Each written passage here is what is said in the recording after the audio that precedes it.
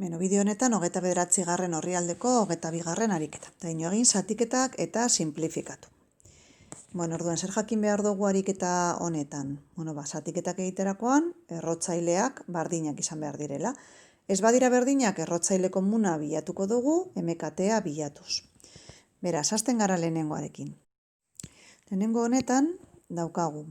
Erro 7, zati, erro 21. Bietan errotzailea bi da, beraz hartu daikegu dana, erro berdinean, 7, zati, 21.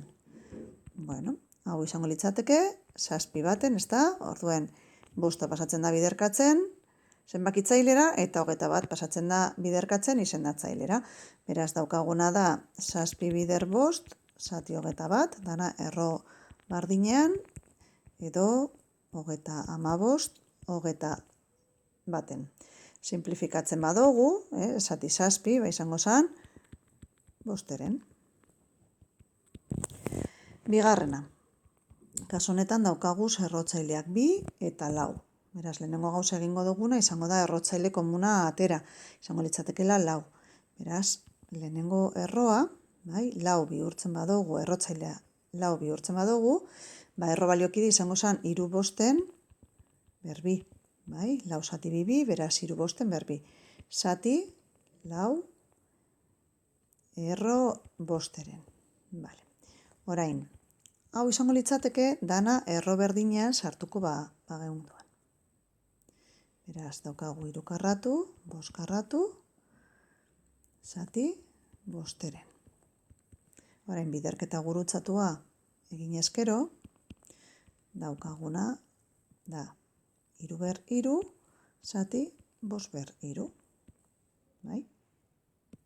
Atzi daikegu horrela, edo nahi izan ezkero, 3 bosten guztia ber 3 eta erroaren barruan. Hurrengoa. Hemen errotzaileak daukagu 2 eta 3. Beraz, errotzaile komuna, da 2 eta 3 arteko MKTA, 6. Beraz, daukaguna, izango litzateke. 6 zati 2, 3, beraz, bost 6-ren ber 3, zati, 6 zati 3, 2, beraz, ber 25 laurden, ber 2.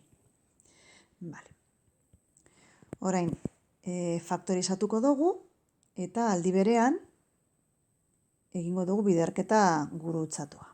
Beraz, 6 erro, daukagu, 5 ber 3, eta 6 dala 2 bider 3, beraz, 2 ber 3, bider 3 ber 3, berretzailea 3 delako. 4 izendatzailean dago, baina zatiketa bat denez, pasatuko dugu zenbakitzailera, biderkatzen. Beraz, izango da, 4 dala 2 karratu, 2 karratu ber 2, 2 ber 4. Eta 55 pasatuko da izendatzailera, eta 55 da 5 bider bederatzi, edo 3 karratu. Eta guztia ber 2.